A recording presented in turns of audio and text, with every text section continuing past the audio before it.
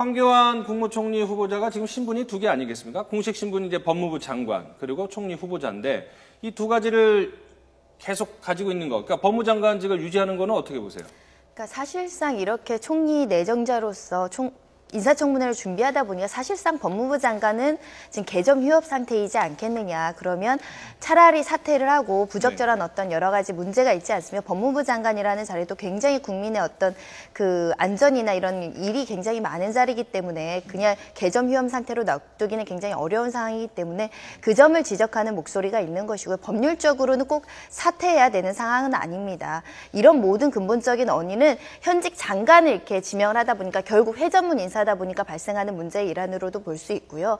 결국은 오전에는 법무부 장관, 오후 저녁에는 인사청문회 준비 이렇게 하지만 사실상은 개점 휴업 상태이기 때문에 결국을 피해를 보는 것은 법무부 장관이 제대로 일을 못해서 발생하는 국민들한테 어떤 민생 현안이나 이런 분의 피해가 발생하는 부분이고요.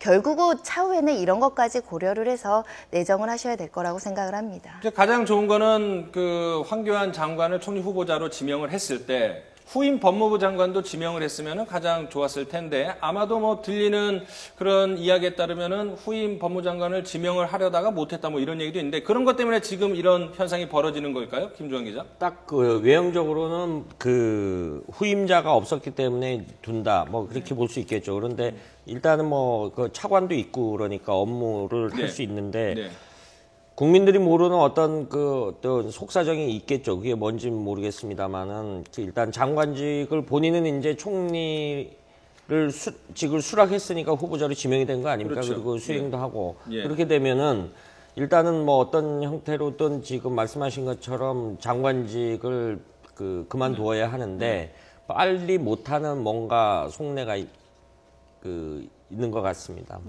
황 후보자가 청문회 준비를 위해서 부장검사 2명을 차출한 것을 놓고 말이 많은데요. 어떻게 보십니까? 그러니까 법률적으로는 다 위법이 되거나 그런 상황은 아닌데 부당의 측면에서 보면 예를 들면 법무부 장관하고 검찰총장 어떻게 보면 좀 분리되어 있는 조직이고 검찰의 독립성이 유지돼야 되고 특히 현직에서 현재 일하고 있는 검사님을 차출했다고 한다는 건 그 검사님이 가지고 있는 사건들을 못하고 인사청문회에 동원되는 꼴이 돼버리기 때문에 만약에 검찰 인력이 필요하다고 했다면 법무부 산하의 검사님들을 충분히 도움을 받을 수 있는 상황에서 현직 일하는 검사님을 바로 착출을 하다 보니까 좀 독립성의 문제도 있을 뿐더러 어떤 그 검사님이 가지고 있는 사건 때문에 피해를 보는 어떤 사건 관계자들을 생각하면 적당하지는 않은 처사라고 보입니다.